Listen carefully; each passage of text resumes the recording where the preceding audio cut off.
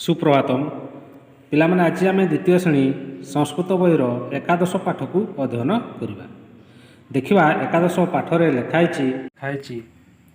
अहं श्याम माने मु श्याम अटे। अहं माने मु श्याम माने श्याम श्याम जड़े पिलार ना।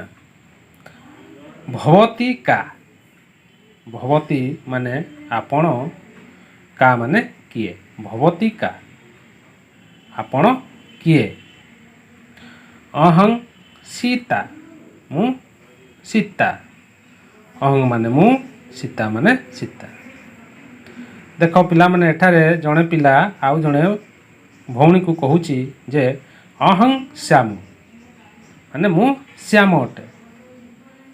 तापर से प्रश्न पचारुची आउ जड़े भौणी को कौन पचारुची ना भवती का आपण किए बा तुमे किए। भवती माने आपण वा तुमे। तो का झील पिला जगह का व्यवहार हुए। अहं सीता से भौणीटी कौन कहूँ अहं सीता माने मु सीता अटे। तापर देखा अहं देवदत्त। एठारे अहं देवदत्त माने मु देवदत्त अटे। देवदत्त जड़े पिलार ना तेणु अहं देवदत्त। भवतिका से देवदत्त कौन कहूँ ये हूँ देवदत्त से आउ जड़े भौणी को कौन कहूँ ना भवतिका माने आपण किए। अहं गीता मु गीता अटे।